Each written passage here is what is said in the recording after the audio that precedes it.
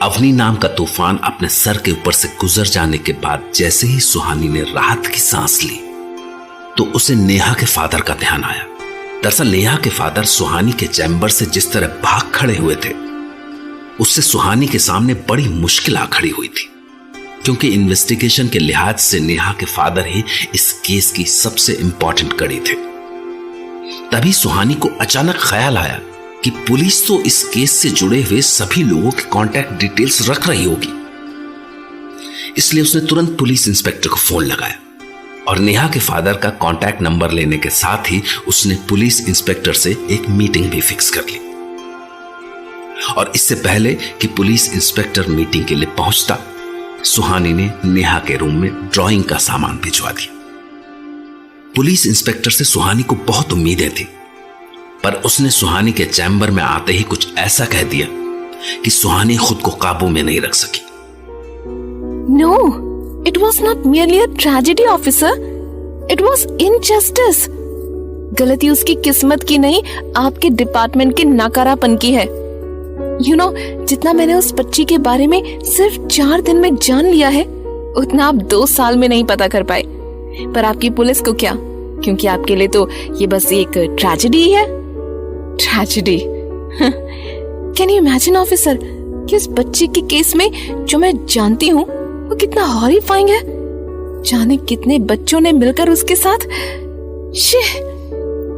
इतना बुरा किया जो मैं बोल भी नहीं सकती।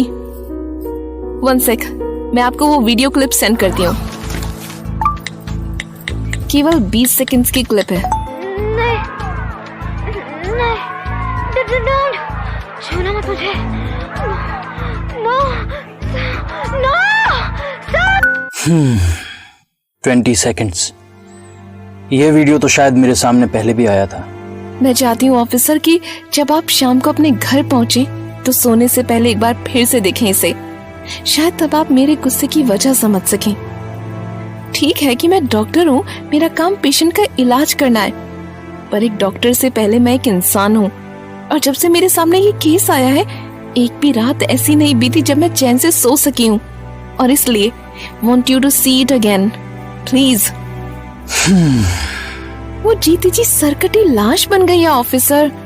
वो दिन भर इमेजिनरी प्रेतों पर चीखती चिल्लाती रहती है, जानवरों की तरह गुर्राती है, गुस्से में अपने नाखूनों से खुद को नोचती है।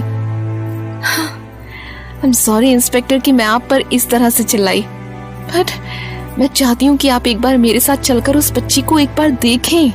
Right now? Yeah, if you have a little more time, please. चलिए फिर।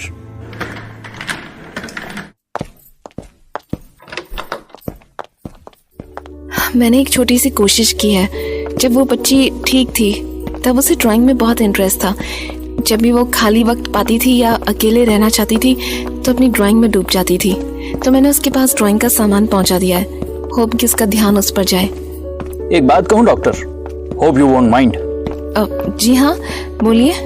जब हम किसी केस को पर्सनली ले लेते हैं तो हमारा जो कन्विक्शन होता है हम उसको जीना शुरू कर देते हैं और फिर हम गलत सही कुछ नहीं देख पाते। इसीलिए हमारे प्रोफेशन में हमें सिखाया जाता है कि हर केस को उसमें इन्वॉल्व हुए बिना सिर्फ एक केस की ही तरह देखो। Never get emotionally attached to that. Absolutely right you are.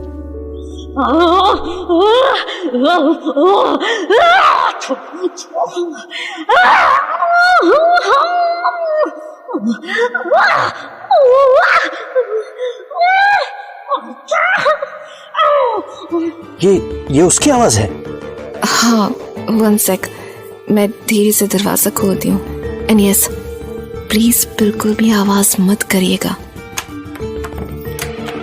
हम उसके पास नहीं जाएंगे क्योंकि जाने उसका मूड कैसा हो।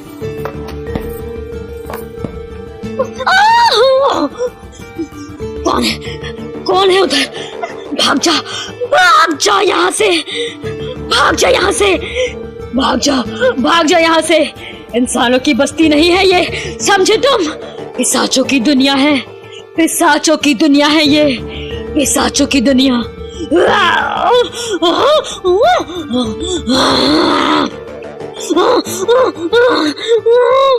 Stop, get back, slowly. बाहर आइए, she is very aggressive right now. हम विंडो से देखने की कोशिश करते हैं। गॉड, इसको सुन के तो कोई भी डर जाएगा। Let me open the window slightly. See her. And can you imagine, officer?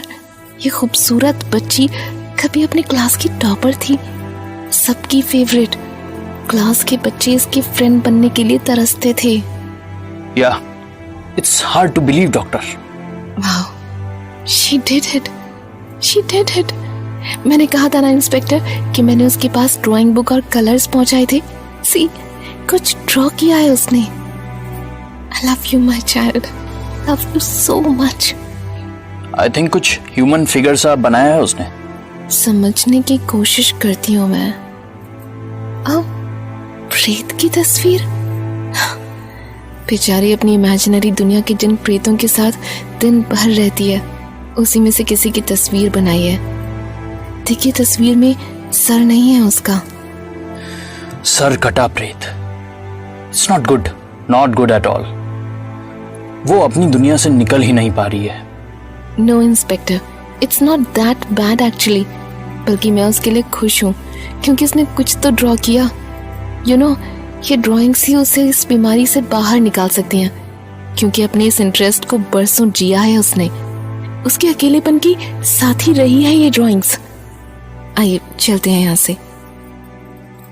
Wait, मैं ये विंडो बंद कर दूं जरा। तेज रोशनी से बहुत प्रॉब्लम होती है इसे। चलिए, let's go. I am sorry doctor, मैं पुलिस की ड्यूटी करते करते मशीन बन गया था। I can understand workload. Even हमारे स्टाफ को खुद अक्सर इस प्रॉब्लम से जूझना पड़ता है। थक जाते हैं इंसान काम करते करते। मैं खुद थकने लगती हूँ कभी कभी, पर जब भी मुझे लगता है कि मैं थक रही हूँ, कमज़ोर पड़ रही हूँ, तो अपने पेशेंट्स की आंखों में झांकती हूँ। उनकी आंखों में मुझे जो आस दिखाई देती है, वो मुझे कभी थकने नहीं देती, कमज़ोर नहीं पड़ने देती। So doctor, I will have to leave now. बहुत वक्त लिया मैंने आपका, एंड आई प्रॉमिस उस मासूम को इंसाफ दिलाने के लिए मुझे जो कुछ भी करना पड़ेगा मैं करूँगा। आई कैन इमेजिन वो बच्ची आज शायद 8th क्लास में होती, जिंदगी से भरी हुई स्कूल यूनिफॉर्म में प्लेग्राउंड में भाग रही होती, यहाँ से वहाँ। पर आज जिस तरह से वो चीख रही थी, जानवरों की तरह गुर्रा रही थी, उसकी इस हालत के लिए जिम्मेदार हमारी सोसाइटी ही है। थैंक्स ऑफिसर, थैंक्स कि आपने उस बच्ची का दर्द समझा। सी यू देन। आज सुहानी के गुस्से ने अनजाने ही पुलिस ऑफिसर के अंदर का इंसान जगा दिया था, और अब सुहानी को भी रोशनी की एक किरण सी दिखाई देने लगी थी। तो जब सुहानी शाम को अपने घर पहुंची तो उसे बड़े सुकून की नींद आई, पर शायद फिलहाल यह सुकून लंबे वक्त के लिए उसके नसीब में नहीं था, क्योंकि अगले दिन ही जब वो हॉस्पिटल पहुंची तभी अननोन नंबर से आए एक वॉइस मैसेज ने उसकी नींद उड़ा दी। हाँ भैया, ये लीजिए अपने पैसे।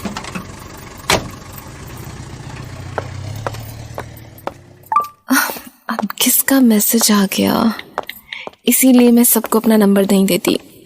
बड़ा डिस्टर्बेंस होता है यार। अननोन नंबर से voice message. Congratulations! This is Rohan, by the way. Rohan का वॉइस मैसेज? माय गॉड, ये कहाँ से लौट आया?